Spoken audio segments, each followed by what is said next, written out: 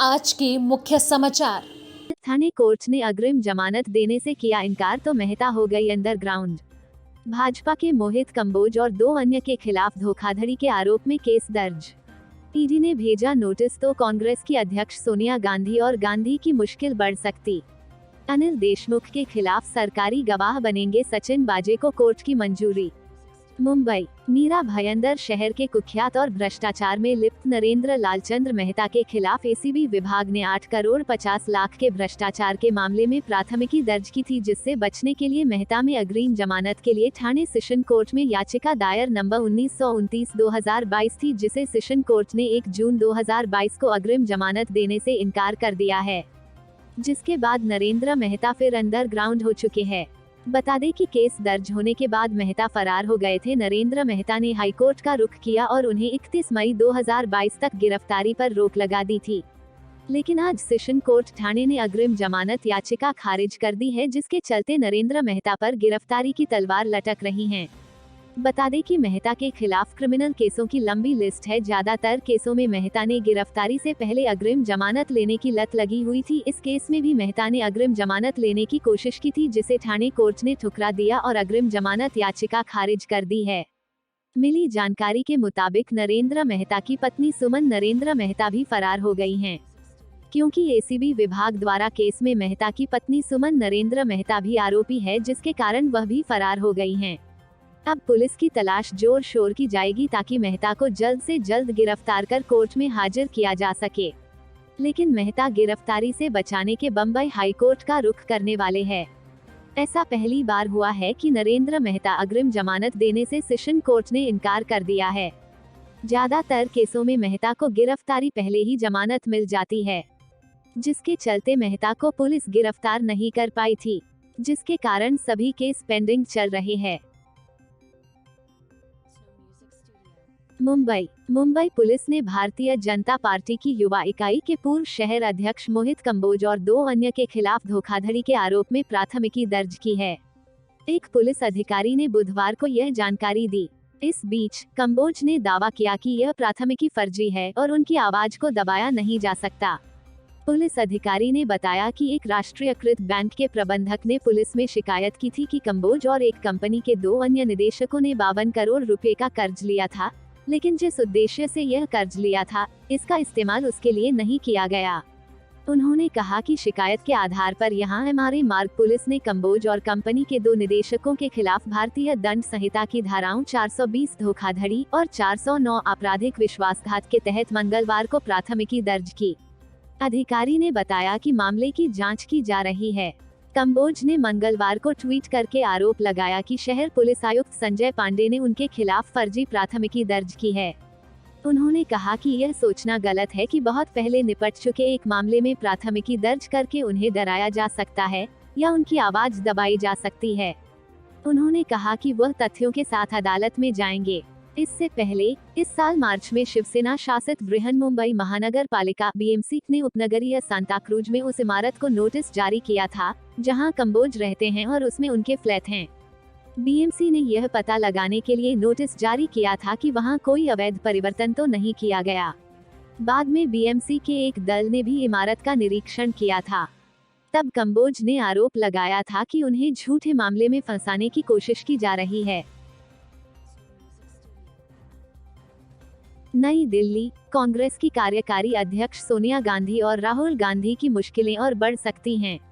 प्रवर्तन निदेशालय ने राहुल और सोनिया गांधी को 8 जून को समन भेजकर पूछताछ के लिए बुलाया है।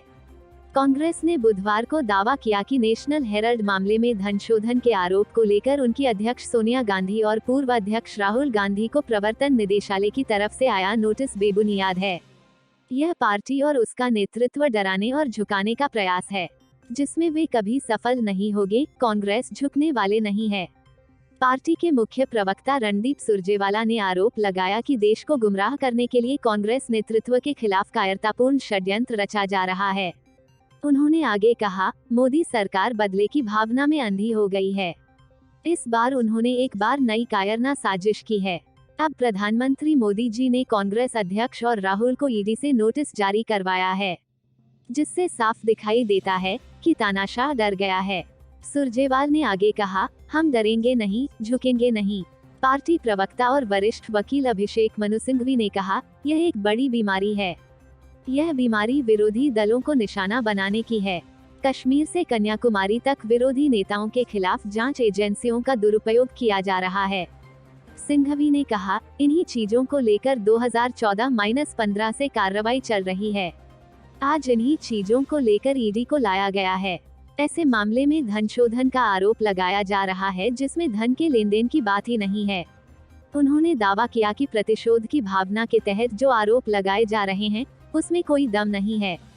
सिंघवी अपनी बात को आगे बढ़ते हुए कहा कि 2015 में एड ने ये केस बंद कर दिया था। सत्तारूढ़ पार्टी को पसंद नहीं आया तो एड के अधिकारियों को हटाया, नए लोगों की बिठाया और अब सोनिया गांधी और राहुल गांधी को समन भेज रहे हैं। कुछ दिन पहले नोटिस जारी किया गया था, लेकिन हम पुरजोर तरीके से इसका सामना करेंगे। सोनिया 8 जून को पूछताछ के लिए जाएंगी। अगर राहुल जी फ्री रहे तो वो भी जा सकते हैं, नहीं तो समय मांगा जा सकता है। कानूनी तौर पर हर वाजिब जवाब दिया जाएगा। मुंबई, महाराष्ट्र के पूर्व गृह मंत्री अनिल देशमुख जेल में बंद और उनकी मुश्किलों में और इजाफा हो सकता है। दरअसल सीबीआई कोर्ट ने सचिन वाजा को सरकारी गवाह बनने की मंजूरी दे दी है। इसका अर्थ यह है कि वाजा का हर एक बयान देशमुख के लिए जेल से बाहर आने की उम्मीद को कमजोर करेगा। मुकेश अंबानी के घर एंटिलिया के बाहर जब कार में विस्फोटकों की बरामदगी हुई तो किसी को नहीं पता था कि इस मामले में कई मोड़ आएंगे। तफ्तीश के बाद एक शख्स सचिन वाजा का नाम उभर कर सामने आया तो सनसनीखेज खुलासे होते गया। जांच में पता चला था कि वाजा पर न सिर्फ मुंबई के पुलिस कमिश्नर रहे परमवीर सिंह मेहरबान थे, बल्कि महाराष्ट्र के गृह मंत्री अनिल देशमुख भी खासे मेहरबान थे। सचिन वाजा के बारे में कहा जाता है कि स्पेशल क्राइम यूनिट में उसकी तैनाती नियमों को दरकिनार करके की गई थी। वाजा को खास जिम्मेदारी दी गई थी। अनिल देशमुख की सरपरस्ती में वो उगाही का काम किया करता था। बताया जाता है कि अगर मनसुख हिरेन की हत्या का केस सामने न आया होता तो शायद वाजा बचकर निकल जाता, लेकिन मीडिया में मनसुख हिरेन का केस इस हद तक छाया कि सचिन वाजा के संबंध में एक एक कड़ी खुलती गई। वाजा ने कहा कि वो तो सिर्फ मोहरा था, हुक्म तो कहीं और से आता था। अनिल देशमुख वसूली प्रकरण में सबसे ज्यादा सचिन वाजा का ही नाम उछला था और अब सचिन वाजा सरकारी गवाह बन गया है। सीबीआई अदालत की ओर से कुछ शर्तों के साथ सचिन वाजा को सरकारी गवाह बनने की अनुमति दी गई है। सचिन वाजा को भ्रष्टाचार से जुड़े इस बड़े मामले में कई खुलासे करने होंगे। सचिन वाजा के खुलासे पूर्व गृह मंत्री अनिल देशमुख की मुश्किलों और बढ़ाने वाले साबित होंगे। वाजा ने अदालत की शर्तों को स्वीकार करते हुए सरकारी गवाह बनना मंजूर किया है। वाजा मुंबई पुलिस का चर्चित इंस्पेक्टर रहा है और उसे पिछले साल मार्च में गिरफ्तार किया गया था। उद्योगपति मुकेश अंबानी के घर के बाहर विस्फोटक से भरी एक गाड़ी बरामद होने के मामले में भी सचिन वाजा का नाम उछला था। ठाणे के कारोबारी मनसुख हिरेन की हत्या में भी सचिन वाजा का नाम सामने आया था। सचिन वाजा की जमानत की अर्जी को हाल में कोर्ट ने खारिज कर दिया था। कोर्ट का कहना था कि वाजा प्रभावशाली व्यक्ति है और उसे जमानत मिलने पर सबूतों से छेड़छाड़ की जा सकती है। महाराष्ट्र के पूर्व गृह मंत्री अनिल देशमुख की ओर से वसूली कराए जाने के मामले को लेकर महाराष्ट्र की सियासत गर्मा गई थी। मुंबई के पूर्व पुलिस कमिश्नर परमवीर सिंह ने आरोप लगाया था कि अनिल देशमुख सचिन वाजा और अन्य पुलिस अधिकारियों के जरिए मुंबई में हर महीने 100 करोड़ की वसूली करा रहे थे। परमवीर सिंह के इन आरोपों के बाद अनिल देशमुख के खिलाफ मामला दर्ज किया गया था। सचिन वाजा ने अब सरकारी गवाह बनने की अनुमति हासिल कर ली है और ऐसे में अनिल देशमुख की मुश्किलें बढ़ना तय है। Bureau report, Mumbai.